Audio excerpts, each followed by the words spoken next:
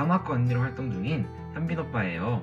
간호학과 시절을 잘 보내고 싶은데 어떻게 해야 잘 보낼 수 있을지 모르겠다고요? 그래서 오늘은 학년별 체크리스트를 가지고 왔어요. 그럼 지금 바로 시작해볼까요? 먼저 첫 번째, 1학년 체크리스트예요.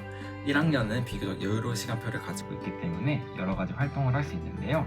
먼저 첫 번째, 봉사입니다. 봉사는 본인의 가치관과 태도를 보여줄 수 있는 부분인데요.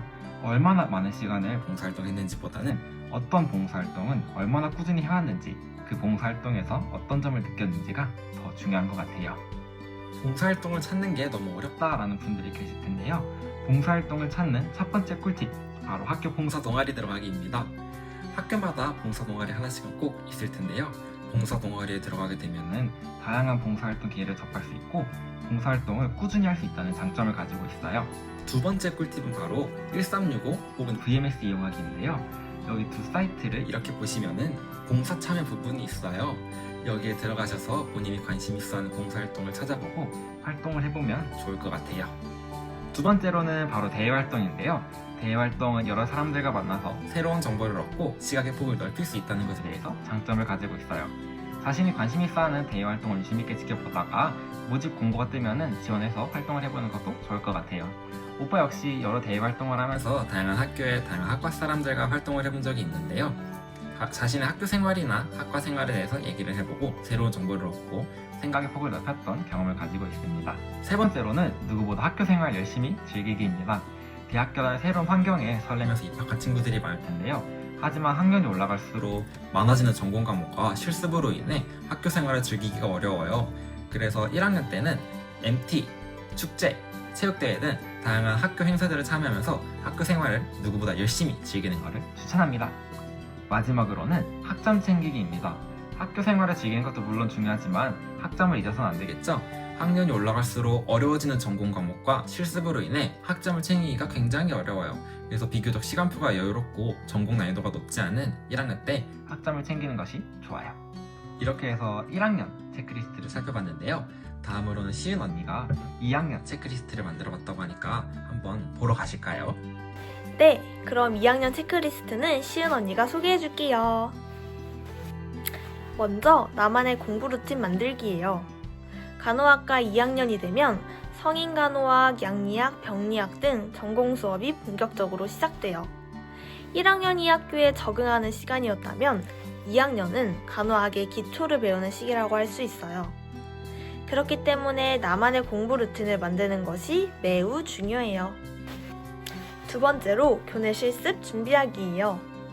2학년부터는 교내 실습도 시작되는데요. 교내 실습이란 혈압 측정이나 활력징후 측정 같은 기본 간호 술기를 배우는 시간을 말해요. 실습을 할 때 떨지 않기 위해서 평소 다양한 사람들과 다양한 대화를 나누며 의사소통 능력을 길러주는 게 정말 많은 도움이 될 거예요. 세 번째로 해부학과 생리학 같은 기초 과목 복습하기예요. 2학년이 되면 위에서 말한 것처럼 전공 과목들이 본격적으로 시작되는데요. 이때 1학년 때 배운 내용들이 기본 지식으로 정말 많이 활용돼요. 그래서 2학년 때는 새로운 전공 공부를 하면서도 1학년 때 배웠던 해부학과 생리학 내용을 틈틈이 복습해두는 게 정말 큰 도움이 될 거예요. 이렇게 2학년은 간호학의 기초를 배우는 중요한 시기예요. 지금 배우는 내용들이 3학년 병원 실습에서 큰 도움이 되기 때문에 최선을 다해 배워두는 것이 좋겠죠? 다음으로는 현빈 오빠가 돌아와 3학년 체크리스트에 대해 소개해 줄 거예요. 이제 3학년 체크리스트를 살펴볼 건데요. 3학년이 된다면 엄청난 변화를 겪게 됩니다. 바로 병원 실습을 나가게 된다는 건데요. 그래서 첫 번째 체크리스트는 병원 실습 준비하기입니다. 첫 병원 실습에 걱정이 많고 새로운 환경에 놓인다는 불안감이 굉장히 클 것 같은데요. 오빠도 그 마음 충분히 이해합니다. 그래서 옆에 보시면은 병원 실습 전에 준비하면 좋은 물품들을 한번 적어봤어요. 한번 보시고 미리 준비하는 것을 추천합니다. 또 먼저 실습을 경험한 선배들에게 조언을 듣는 것도 좋은 방법이에요. 선배들의 이야기를 들으면 병원 실습을 준비하기가 조금 더 수월할 거예요. 그리고 간호학과 언니한테 물어봐도 괜찮습니다. 간호학과 언니는 친구들의 상담을 언제나 환영합니다. 여러분의 첫 병원 실습을 응원합니다. 두 번째는 바로 자신만의 스트레스 해소 방법 찾기입니다.